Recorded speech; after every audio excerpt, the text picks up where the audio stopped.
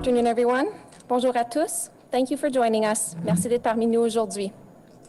My name is Kina Leclerc and I will be your moderator. Je m'appelle Kina Leclerc et je serai l'animatrice pour ce point de presse. Before we begin, a quick reminder to place yourself on mute until I invite you to speak or to ask your question.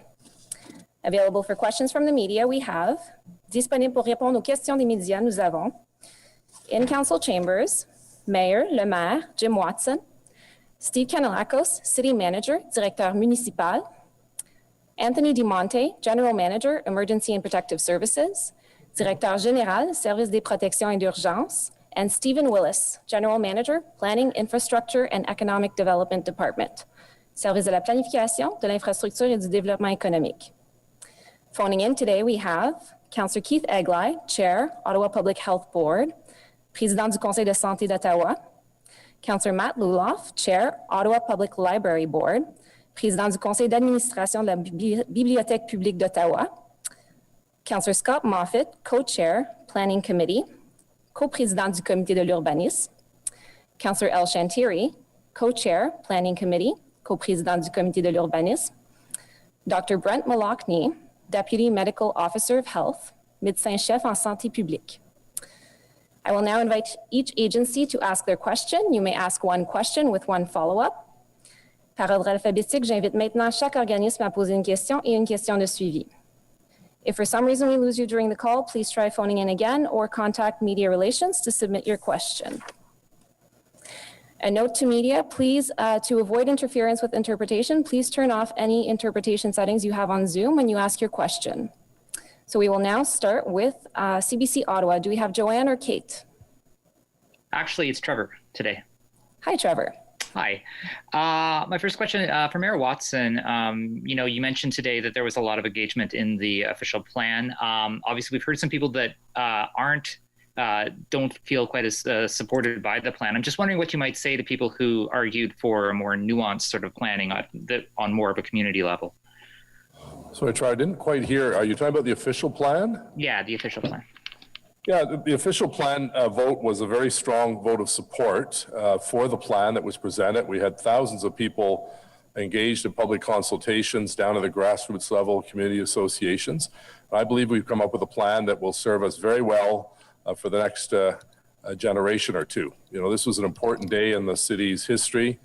We approved the official plan that is our guiding principal book for the next several years, several decades, and we approved the Ottawa Public Library funding package, which will start construction this year and be a real highlight, I think, of people who live in our city and visit our city to see this magnificent new building that will kickstart the LeBreton development. On the official plan, you always have push and pull. There's some people that want it more of one thing and less of another. But the reality is we're a growing city. About 26 people a day move to Ottawa, come and live in our city. We surpassed the 1 million mark 2 years ago. And the reality is we need more places for people to stay and to live and to shop and to earn a living. And as a result, we've come up with what I think our staff did a remarkable job, pulling together all the different desperate groups that often have a wide range of opinions, and came up with something that you saw. I think the vote was 21-2, which is a pretty strong indication of council support, and councillors do listen to their communities. Thank you. Do you have a follow-up, Trevor? I do, and I think it would probably be for Dr. Malakny. Dr. Malakny, I'm just wondering what OPH thinks about the vaccination policy that Ottawa Police has implemented. Is it strong enough? Is there more Ottawa Police could do, considering they're in such close contact with a lot of vulnerable residents? I'm just wondering what you make of that policy. Yeah, no, thanks for the question. Each employer needs to look at their particular context of their staff, and the risks that are associated with it, and the context within which they work, and develop a policy. Certainly, we've been encouraging for some months now that all employers have a workplace policy. We have information on our website to help guide them be able to do that.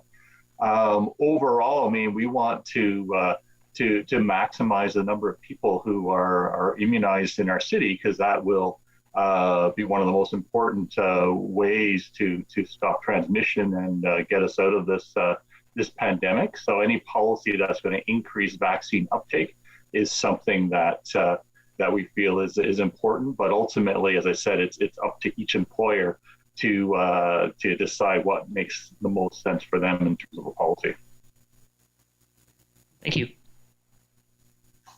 Thank you very much. Moving on, we will go to Alex Gouge at City News Ottawa. Hello. My first question is for Mayor Jim Watson. So with with Line 1 having some testing starting this afternoon, how confident are you that the full return to service will meet the proposed date that RTG provided earlier this week? Well, as you know, Alex, there's really a series of dates that have been proposed. The first one being the first 2 weeks of November, to have service up to 7 double trains and 1 spare. Our staff continue to push RTG and RTM to make sure that whatever they're doing is done properly and safely, and that we get the trains back up and running as quickly and as safely as possible.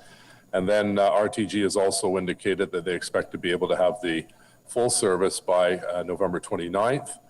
There's some dispute, I believe. Our staff want to give a range again, because I think we put down a specific number and we miss it by 1 day. We're once again letting down the public with false expectations. So there's no question that today is a good day, that one of the doubles is out testing the track, I believe, from point to point all throughout the Confederation line. And we'll see how that goes. And then they'll obviously continue to put more trains out on a testing basis. And we want to see the service resumed as quickly as possible, but it has to be first and foremost safe, because we do not want to risk any member of the public or our employees if something does go wrong on the train. So, I remain cautiously optimistic that we'll be able to meet the first 2 weeks of November with about 7 trains, and we'll continue to build up to the full fleet by the end of November, beginning of December. Thank you. And my other question is for Dr. Malotny. We've heard a lot about trick-or-treating already, but with capacity limits gone from restaurants, what are some best practices for adults going out to celebrate Halloween this weekend?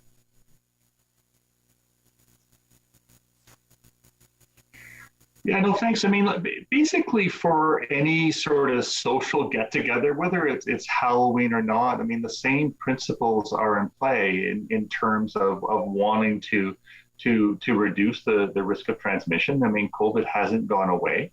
So if one is having an indoor get-together, or, whether it's at a restaurant or indoors where people are going to be eating and drinking without a mask on, then if it's an option to do it outdoors, that would be a safer option. If it's indoors, then ideally all people would be vaccinated. And certainly if one is older or has any significant comorbidities or serious illnesses, then one needs to consider one's risk or risk from one's family members in case there is transmission.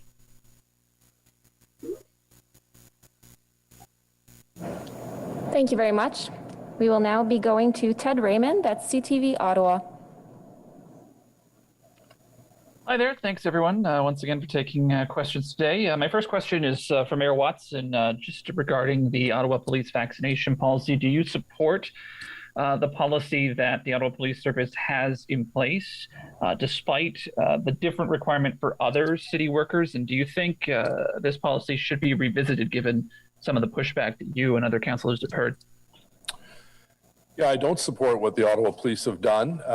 They obviously an independent organization. They have their own board, but I think we have to all practice what we preach. We're out there telling people to get double vaccinated or they risk losing their job here at the City of Ottawa. And we don't do that it's not a frivolous thing that we're engaged in. It's a serious matter. And police come in contact literally with dozens of people every single day. And for the life of me, I can't understand why they would not follow the same rules that other public servants in Ottawa and quite frankly throughout the country are following.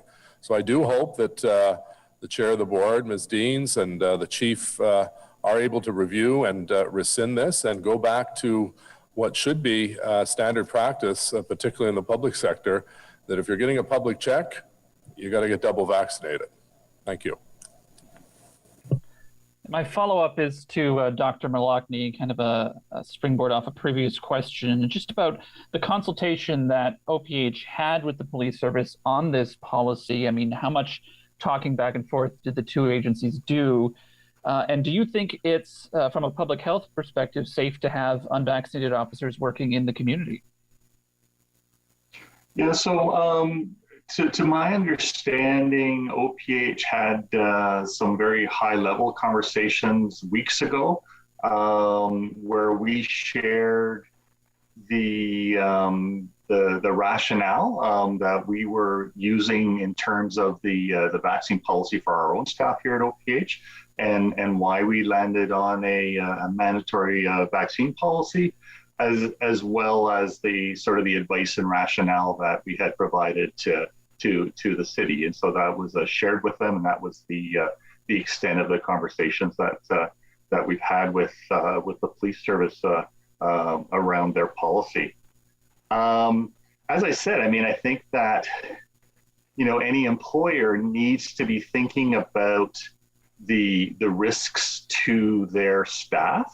With the Delta variant, which is way more transmissible than previous variants, there's a certain likelihood that anyone who's unvaccinated in our community is going to become infected at some point.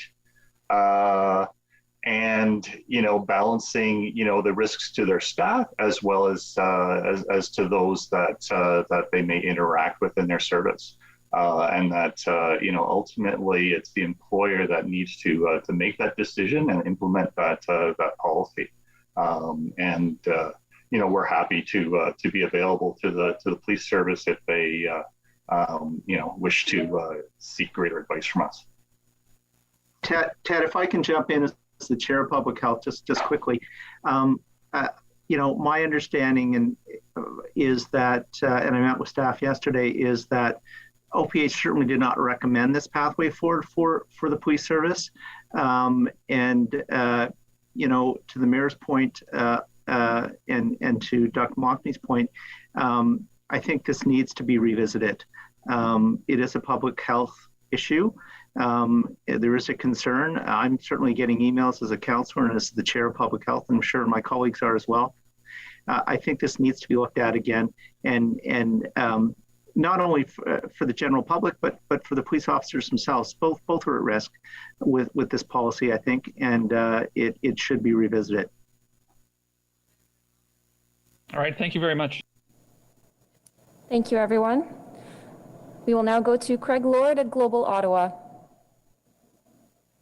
Thanks very much. I think this would probably be for Steve Kanellakis if he's in council chambers, but curious what happens with the policy for no transit fares in December if we're only running partial service to start that month based on the projected timelines right now.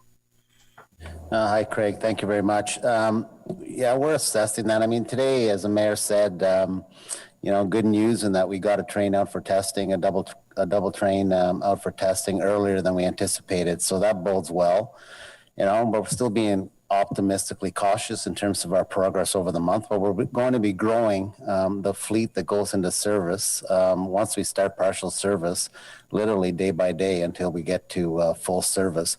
So we'll have to see where we're at by the end of November. I need a few more days before I can, you know, decide what we're going to do and advise the mayor and the chair of Transit Commission in terms of what the plan is for the December no charge transit service. So we're going to take a few more days and look at it, see how we're progressing the rest of the week with the testing and over the weekend, and then make a decision next week in terms of what we're going to do for December. Thanks. And I guess the next question will probably be for Stephen Willis. So the mayor is also welcome to weigh in based on his previous experience as the minister here for housing affairs. But looking at the official plan approval going to the province for the final sign off, when you look at the Taywin lands, is there any chance that just based on the initial scoring that the city staff presented on those lands being lower than say the South March areas, is there any chance that something as technical as that becomes a no-go for the province? Can it be that technical that they'd send it back based on previous staff reports on that?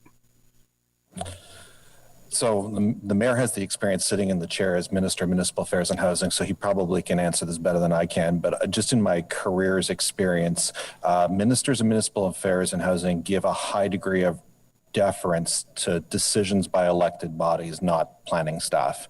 So when an elected council makes a decision, unless it is clearly at odds with provincial policy, they will, generally speaking, defer to what council wants. And that's been the core of a lot of the recent changes to the Planning Act in the last couple of rounds, to respect the decisions of elected bodies.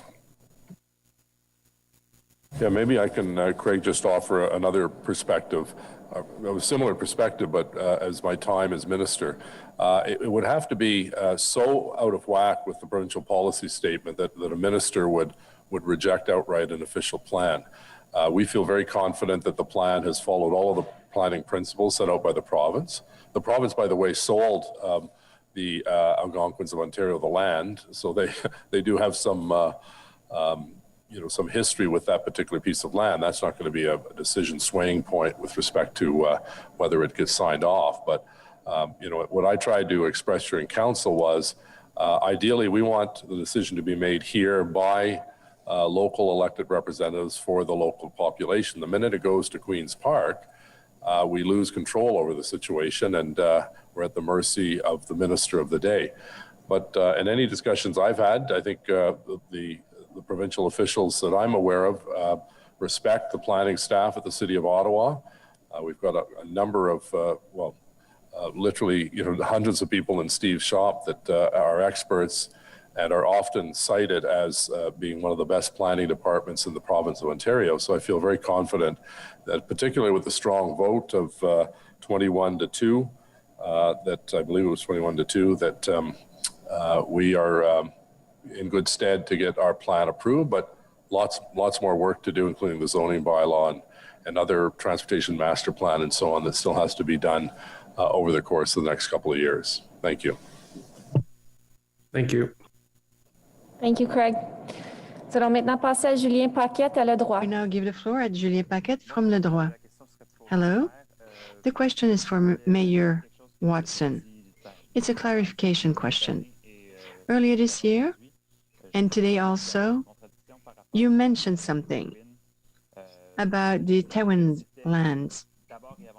You said that it was a decision made on planning principles, but at the same time, we needed more than symbolic act on the path of reconciliation. So I was wondering, was that an issue in the decision? It's very difficult for me to listen. I think we have an issue with your phone. Can you talk slightly louder? Is that better? It is. I repeat. Today it was clear. You said that the decision about the Taywin project was based on planning criteria. But you said also that we needed more than symbolic act on the path of reconciliation with Indigenous people. I think you said previously that reconciliation was not a factor in this decision. So the approbation today, the adoption today of the Taywin lands within the urban limits, was it an act of reconciliation? Yes or no? Thank you so much to Lynn Cloutier and the members of their organizations. This proposition is on the path of reconciliation. It's not for me to say that. but this is on the opinion of the owners of the land. I do believe that this is a unique project, not only for the City of Ottawa. This is the first time that we have a proposal from the private sector and the Indigenous people. They will work hand in hand to create jobs for the First Nations. I'm very proud to have voted in favor of this proposal, and more than half of the council think it's a good proposal also, not only for Indigenous people and Taggart, but also for the City of Ottawa, for the economic development. And also we will be creating employments on the east side of the city. This is always a challenge for us. We don't have enough job in that area. This will help the economy of Orleans and Cumberland. Thank you. Follow-up question? Mayor Watson, can you hear me? Yes, go ahead.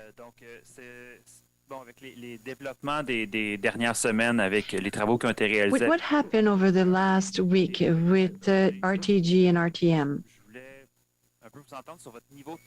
I would like to know how confident are you in the capacity of the system so it will be actually working well on the long term?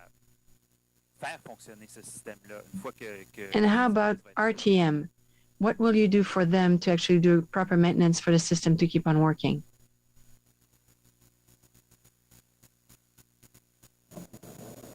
Julien, est-ce que tu nous entends? Julien, can you hear us? Yes. Was it for Mr. Watson? Yes, it was. Mayor Watson, please.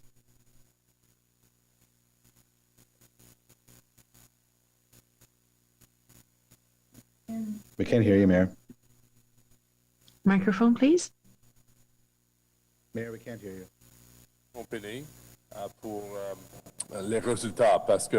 We have to wait for results. The population was very frustrated because the Air 1 bus service, we had to add on more buses to deserve the population. But I do trust that the company chosen by Mr. Kanakakos will be able to help properly on the security aspect.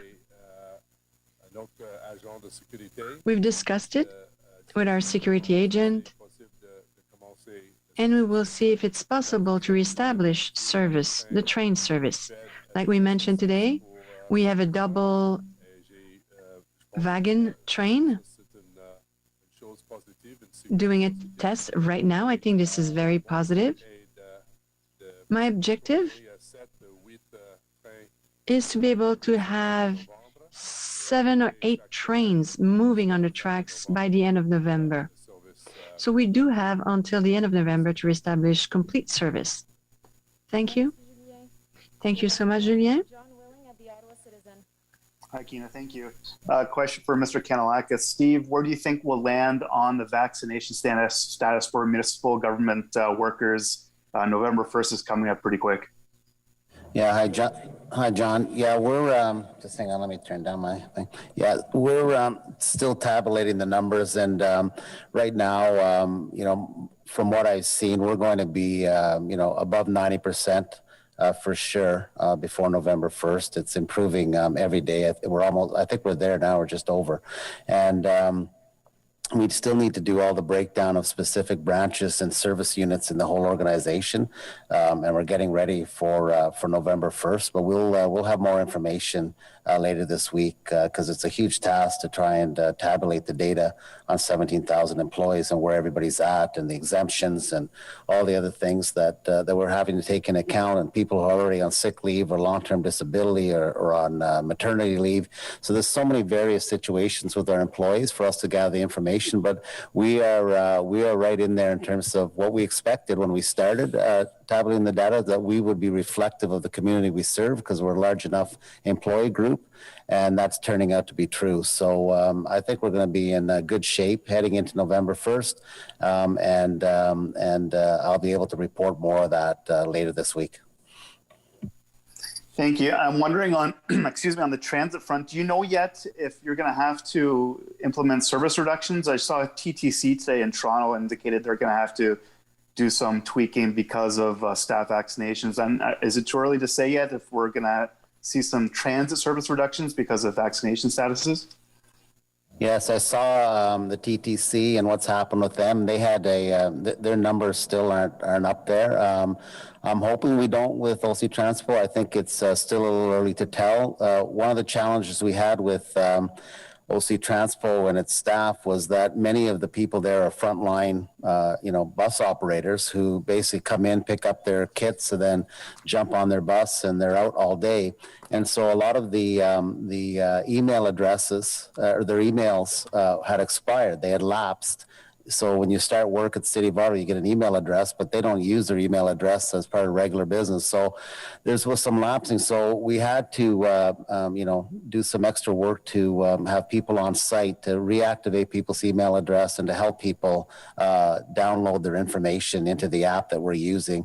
And so that caused a bit of a delay. So we're still not there in terms of understanding quite what the numbers are there. So it's a little early to tell, but I'm hopeful that they're going to also get to a pretty high number, and we'll be in pretty good shape. Thank you. Thank you, John. We'll now be going to Jackie Miller at the Ottawa Sun. Hi, thank you. I have a question for Dr. Malakny. Sorry, Jackie, we can't hear you very well. Would you mind speaking up? Hello, can you hear me now? Can you try again?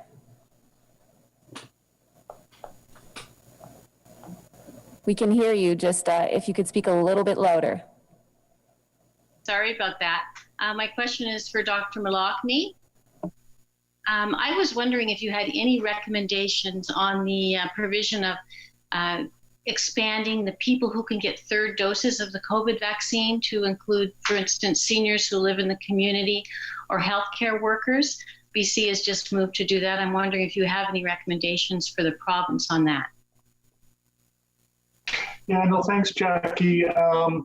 Certainly there's a number of expert groups who have been following how well people continue to be protected against COVID over time, depending on what type of vaccines they had, what was the timing between the two vaccines, how long it's been since their second vaccine.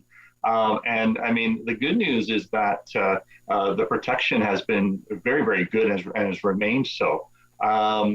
I do believe that the National Advisory Committee on Immunization, NACI, who provides expert advice to governments and public health across the country, are looking at this. And I wouldn't be surprised if we hear from NACI in the near future regarding recommendations for third doses. The one thing I would say is that, if and when, NACI makes that recommendations, and the way this would play out is NACI would make the recommendation, and then the provincial government would look at that and decide how they would implement. Is that this is very different than, a year ago when no one had any vaccination and they were unprotected. People's immunity doesn't, drop off a cliff. If it's waning, it sort of wanes very, very slowly over time. And so that, if and when we have broader third doses for different community populations, I think we'll have time, and it's not going to be an urgent rush, and people can be scheduled in over time and get their third dose at a more leisurely pace than the urgency that we felt earlier in the year. But bottom line, stay tuned. I wouldn't be surprised if NACI comes out with recommendations in the near future on third doses for the community. Thank you. And my next question is on Halloween for the trick-or-treaters. Do you have any tips for them? One health unit is recommending that people handing out the candy disinfect their doorbells and their railings all night. Is that just hygiene feed, or is that necessary? What tips do you have? Right. So Jackie, we've got tips on our website for how parents can best protect their little ones. I mean, it is an important event for kids that they look forward to. It's outdoors. I'm sort of dealing with the trick or treating versus sort of having a social gathering or a party of some kind. So trick or treating outdoors. It is outdoors. Because there can be some close contact with other children. And of course, at this age group, they are predominantly unvaccinated, all the under 12-year-olds, which predominantly will be the trick-or-treaters. So it's important for them to be wearing a mask underneath their costume. The masks that come with the costume aren't going to stop COVID. So build it into their costume for them to be able to have a mask. Certainly, if they're feeling unwell, they shouldn't be going out. In terms of hand hygiene, I think it'd be easier for the parents to have some hand sanitizer with them, and if the little one is touching the doorbell, for example, then you can just give them a quick clean afterwards. For the people distributing stuff, there's different strategies that they can use to maintain distancing, wear a mask themselves, have a bucket or a jar with things in it, or little preset packages. There's a variety of strategies to minimize the interaction, but still allow this to go forward and make it as safe as possible. And as I said, more detailed tips are available on our website. Thank you. Thank you, everyone. Merci à tous. Ceci conclut notre point de presse pour aujourd'hui. This concludes our media avail. Have a great day. Bonne journée.